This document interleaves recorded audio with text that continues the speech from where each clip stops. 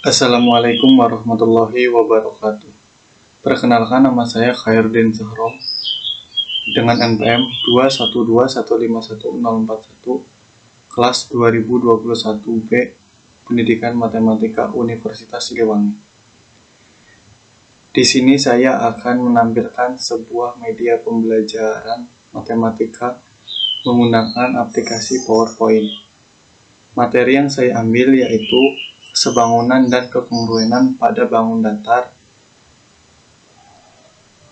Sebelum melanjutkan penjelasan lebih detail mengenai materi kesebangunan dan kekongruenan pada bangun datar, kita klik bagian klik here ini terlebih dahulu. Di bagian ini terdapat susunan materi ataupun bagian dari presentasi ini agar lebih jelas. Yang pertama ada pendahuluan, kedua ada materi, ketiga penutup, dan yang keempat ada evaluasi. Kita klik terlebih dahulu bagian pendahuluan.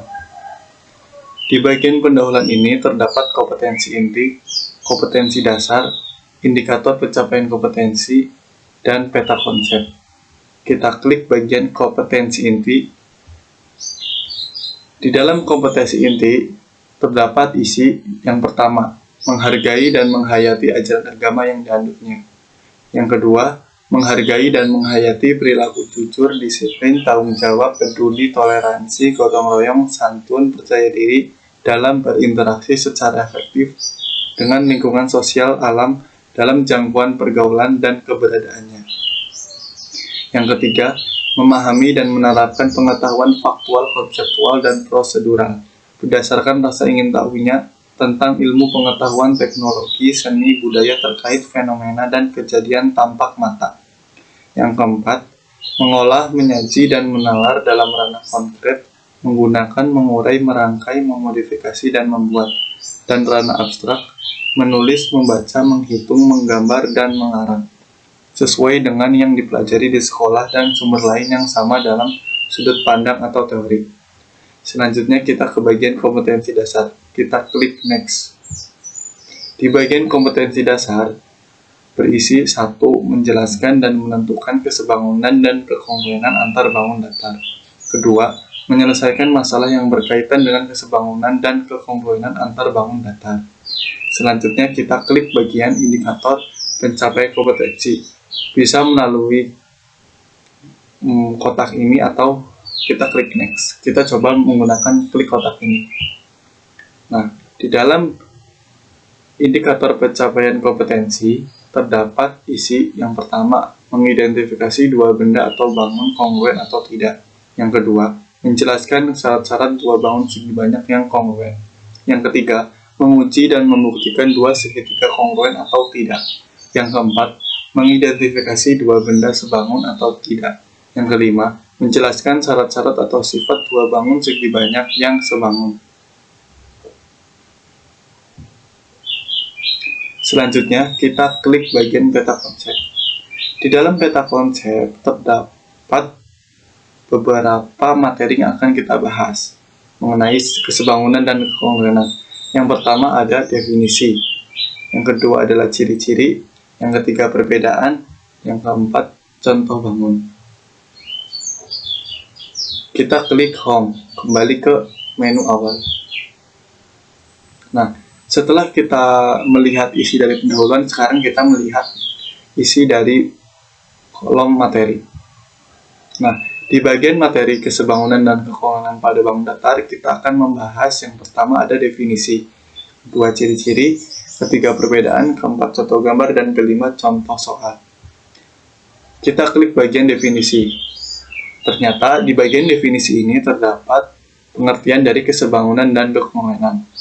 Kesebangunan merupakan sebuah bangun datar di mana sudut-sudutnya mempunyai kesesuaian yang sama besarnya, dan juga panjang sisi-sisi sudutnya juga bersesuaian dengan mempunyai sebuah perbandingan yang sama.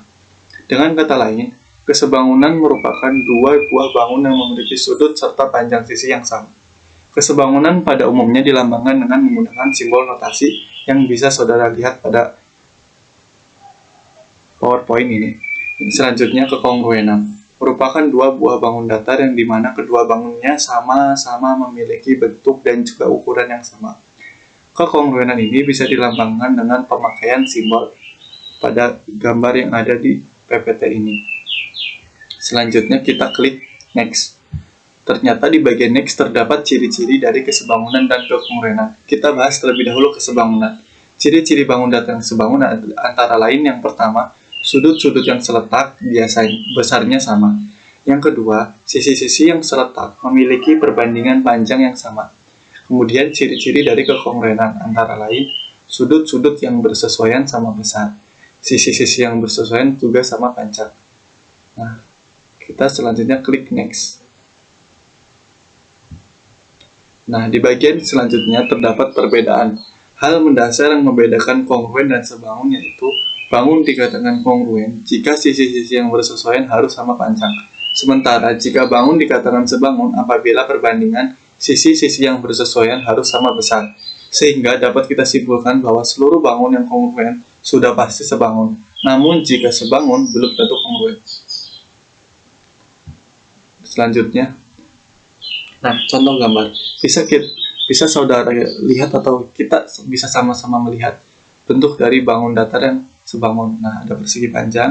Nah, sebangun itu seperti ini. Kemudian ada segitiga seperti ini. Selanjutnya kongruen. Ada segitiga dan ada jari kencang. Dan di sini kita bisa lihat ukurannya sama dan bentuknya pun sama. Itu yang dinamakan kongruen. Selanjutnya kita klik next selanjutnya.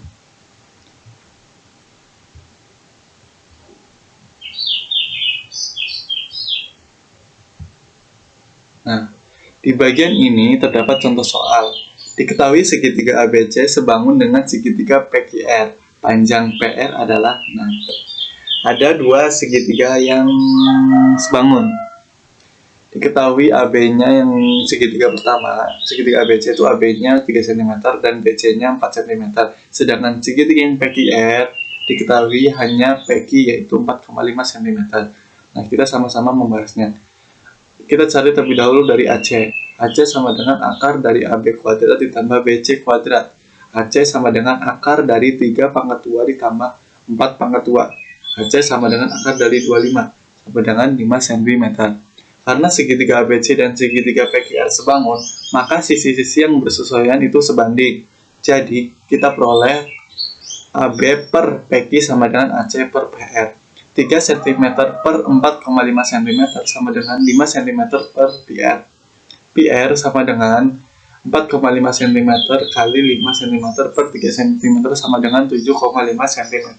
Jadi panjang PR adalah 7,5 cm. Nah, selanjutnya kita klik bagian home materi. Nah, kita juga langsung klik home ke menu utama. Nah, setelah pendahuluan materi, selanjutnya kita penutup. Nah, di bagian penutup ini saya menyampaikan pesan dan kesannya selama membuat PowerPoint ini. Demikian penjelasan materi mengenai kesebangunan dan kekongruenan pada bangun datar. Semoga materi yang telah disampaikan bisa membuat siswa memahami akan materi tersebut dan bisa mengaplikasinya dalam kehidupan sehari-hari.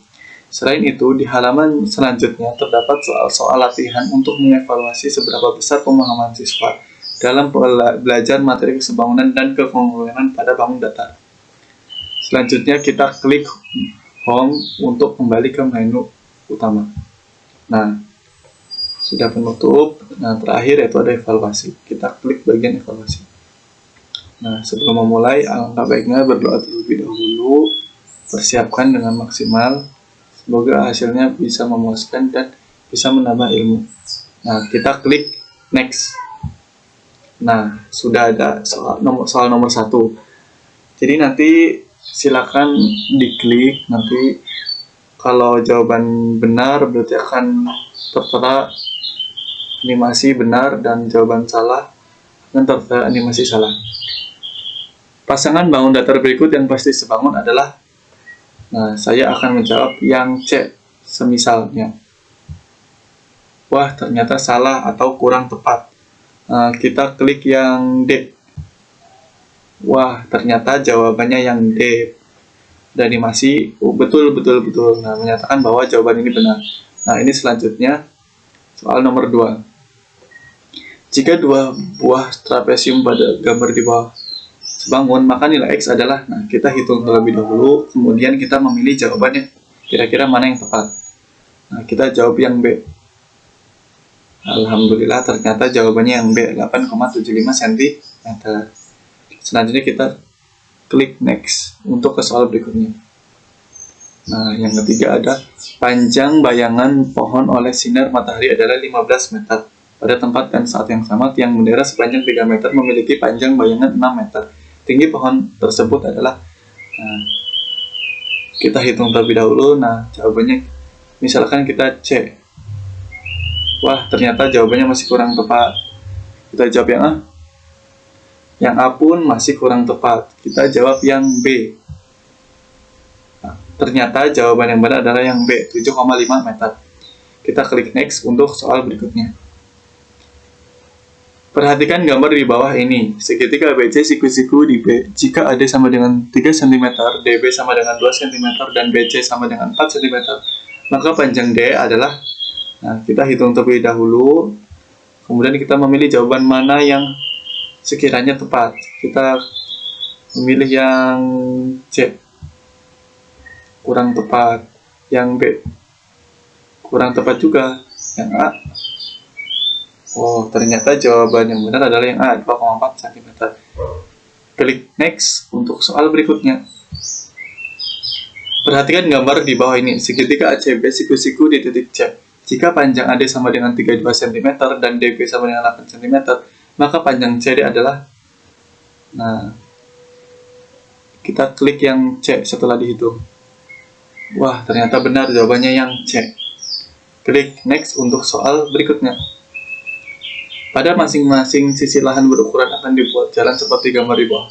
Jika sisi kanan, kiri, dan atas akan dibuat jalan selebar 6 meter, maka lebar jalan bagian bawah adalah yang C. Oh, masih salah ternyata. Yang B masih salah juga. Yang A, wah, ternyata jawabannya A, 12 meter. Klik next untuk soal selanjutnya. Jika segitiga ABC kongruen dengan segitiga EFG, maka korespondensi yang adalah yang, nah, kita pilih yang B. Wah, ternyata benar jawabannya yang B. A sama dengan F dan AF sama dengan FG. Klik next untuk soal berikutnya. Salah satu dalil yang dapat digunakan untuk membuktikan dua segitiga kongruent adalah, kita klik yang B. Ternyata benar jawabannya, sudut sisi sudut. Klik next untuk soal berikutnya. Sifat kekongruentan segitiga berikut yang benar kecuali, nah, kita coba nih yang D. Ya, jadi yang salah itu yang D, kecuali berarti mencari jawaban yang salah. Lanjut yang next untuk soal berikutnya. Terakhir, pada gambar di bawah ini segitiga ABC kongruen dengan CDE. Jika AC sama dengan 15 cm dan DE sama dengan 9 cm, maka luas bangun ABCDE adalah, nah, misalkan kita klik yang D. Ternyata masih kurang tepat. Yang A, ternyata masih kurang tepat juga. Yang B, masih kurang tepat juga. Otomatis jawabannya yang C yang benar. Jadi jawabannya C, 180 cm per segi. Kita klik next untuk menu selanjutnya. Alhamdulillah, PPT telah selesai dalam penyampaiannya. Terima kasih atas para peserta didik yang sudah menonton. Mohon maaf bila ada kekurangan dan kesalahan dalam penyampaian media pembelajaran ini. Semoga media pembelajaran ini bisa bermanfaat untuk kita semuanya. Wassalamualaikum warahmatullahi wabarakatuh.